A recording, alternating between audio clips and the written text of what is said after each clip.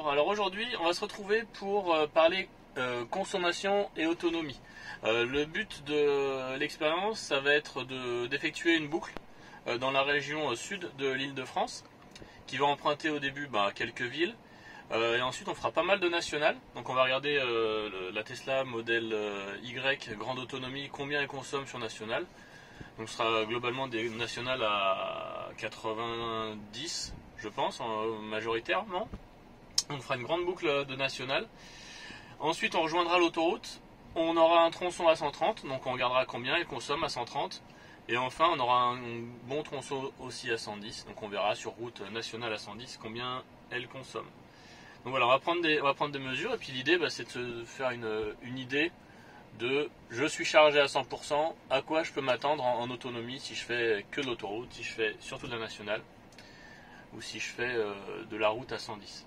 Et puis on aura aussi on aura un compteur aussi qui regardera un peu la consommation mixte sur tout ce parcours, combien on a consommé au total. Donc là on va réinitialiser les compteurs. Donc on va utiliser ce compteur là. Ce compteur là donc sera le compteur total, je le réinitialise maintenant.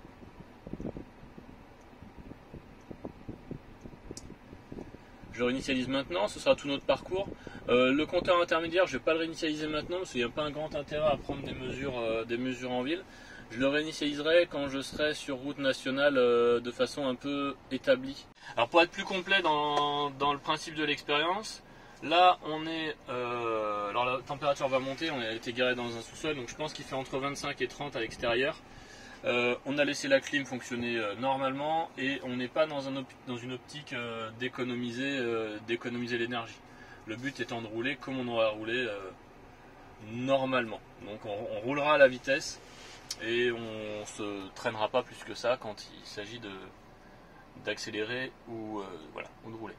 C'était pour la petite précision sur le cadre de l'expérience. Voilà, à tout de suite.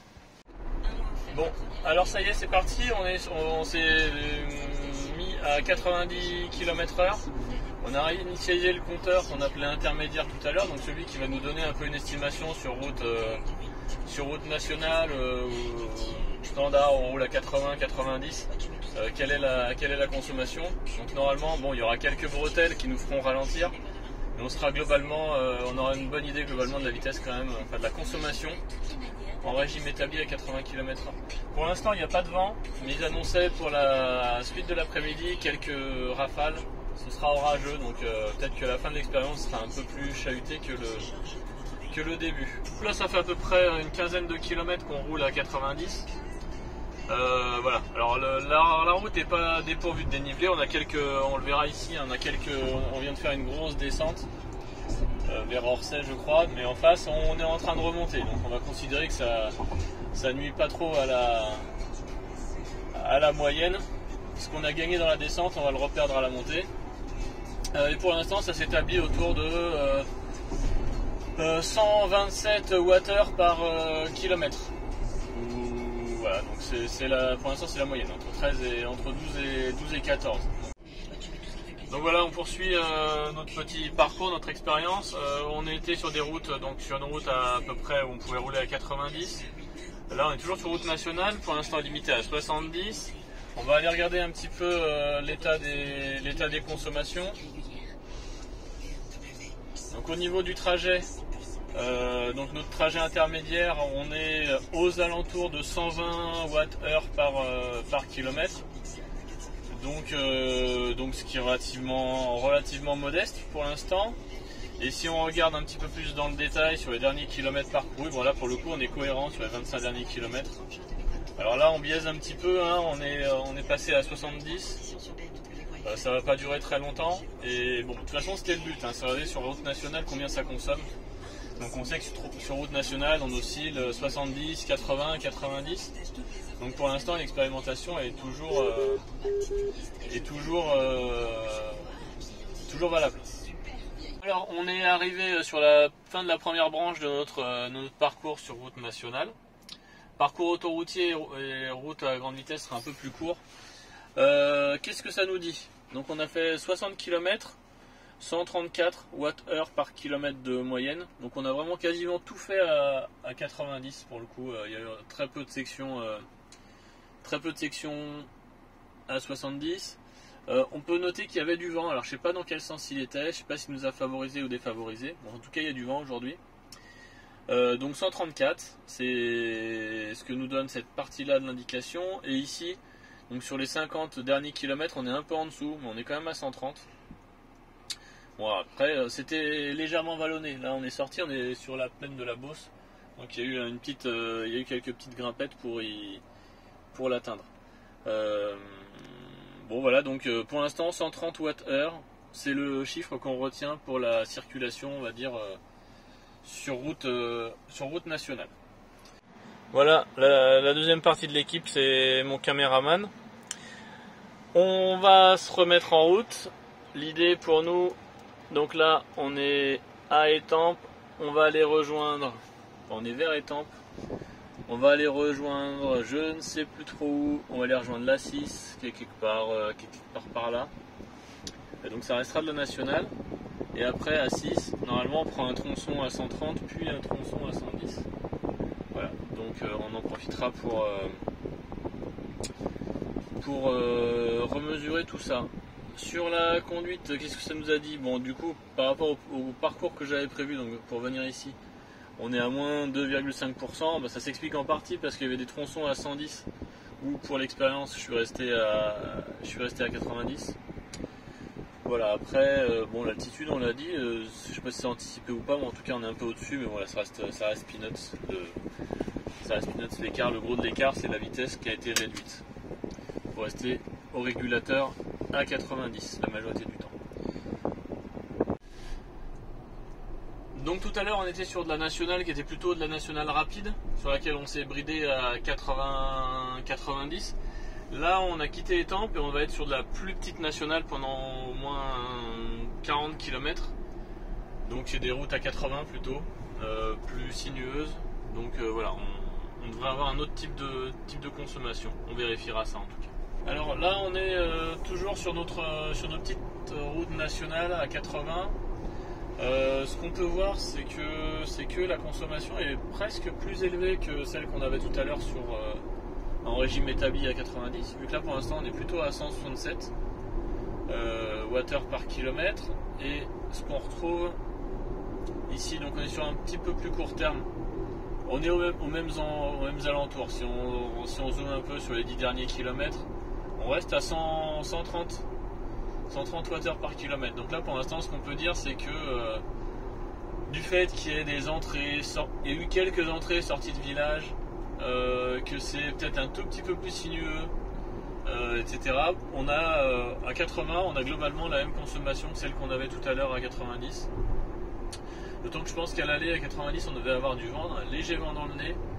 Là on a un léger vent de côté. Donc du coup ça ne doit pas trop influencer, je pense, notre conso. 136, donc c'est sensiblement plus élevé que tout à l'heure à 90. Voilà, c'est les premières conclusions. On a encore 17 km à faire dans ce rythme là. On refera un point quand on les aura effectués. On voulait vous montrer aussi la partie autopilote, donc pour la partie suivi de ligne. Donc voir que ça se débrouille pas trop mal. Donc là en plus on a une illustration de prise en compte d'un changement de vitesse, mais non. Donc voilà, il faut garder les mains évidemment sur le volant, mais globalement, à part quand il y a des grosses épingles, voilà, ça se débrouille plutôt très bien. Bon là on arrive sur un rond-point, il n'est pas question qu'elle sache ralentir, ni encore moins le prendre toute seule.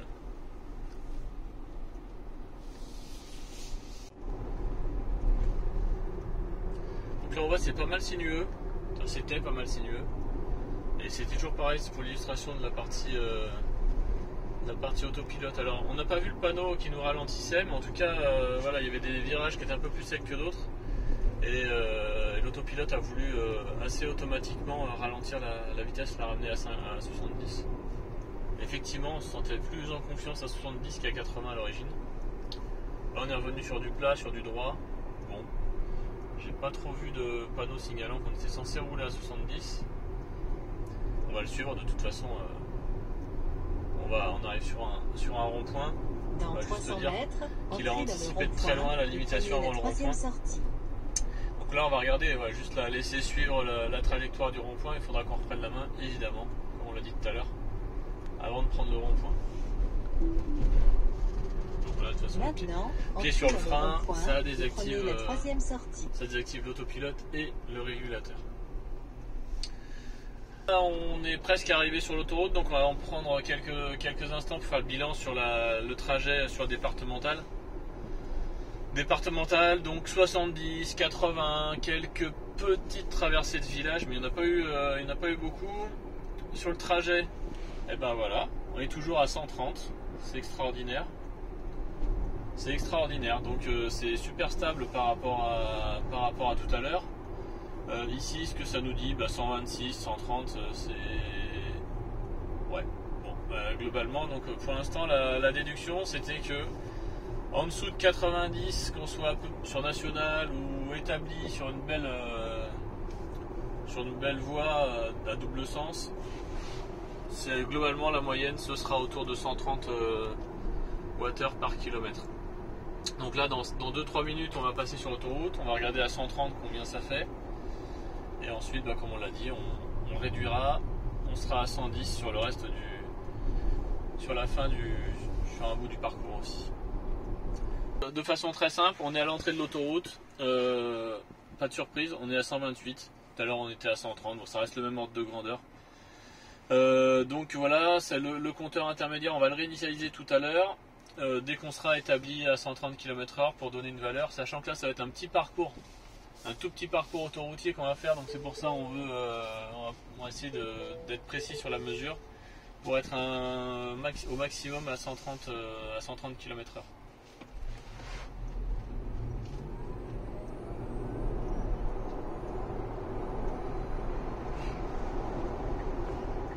On va pas déduire tout de suite le résultat de l'expérience. Mais on voit que sur l'autoroute, régime établi, ça tourne à 190 Wh par kilomètre, ça montait un peu tout à l'heure, la moyenne est là à 196. On sera probablement autour de 200 en moyenne, sachant que on a toujours un petit vent dans le dos à 10 km/h. Donc voilà, ça donne une petite approximation. L'ordre de grandeur entre 190 et 200 probablement. Donc là on roule un peu histoire d'avoir un petit peu de valeur significative.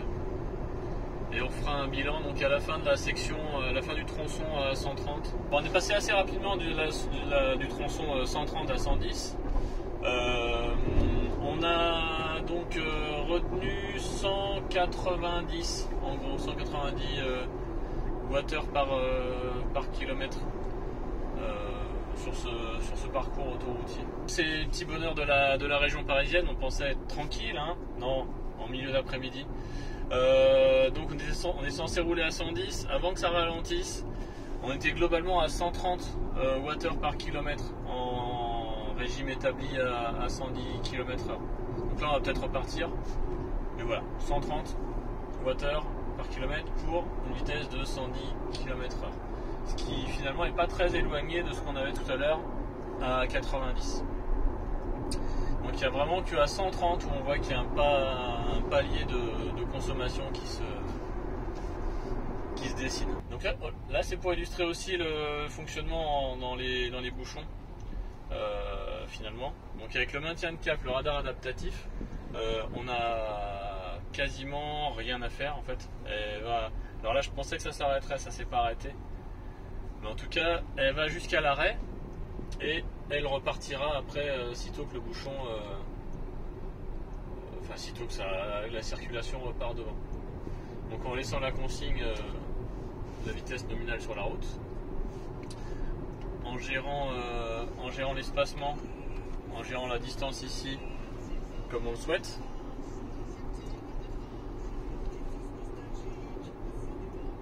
Donc voilà, ça se comporte plutôt bien et donc c'est un confort aussi, ça mine de rien dans les embouteillages, il n'y a pas il y a de la tension à avoir mais pas de tension.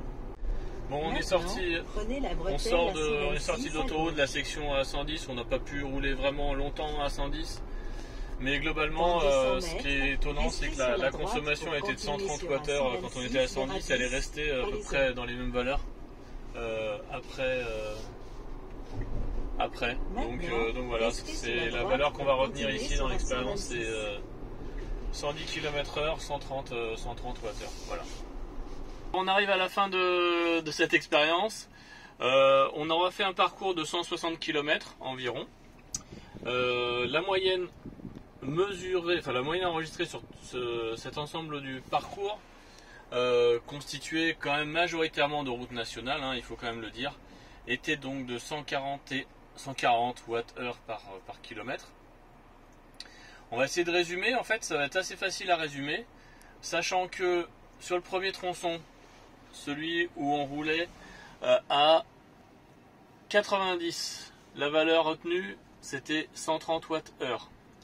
Ensuite on a eu un tronçon un petit peu plus mixte, moins rapide, mais constitué de national aussi ou de départemental, à 80, 70, quelques rares traversées de village, et on était à 130 aussi.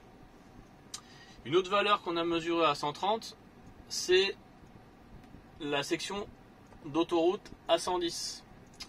La seule valeur où les consommations étaient nettement plus élevées, donc c'était la partie d'autoroute pendant laquelle on a roulé à 130. Où là les mesures enregistrées étaient de 180, en gros 180 Wh par kilomètre.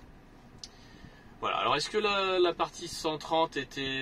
est-ce qu'il y a une anomalie? C'est vrai que c'est une partie très courte, on a fait je pense une dizaine de kilomètres à 130, est-ce que c'était suffisant? Sachant que juste avant de partir on a fait un 0 à 100, on a fait celui que vous avez vu.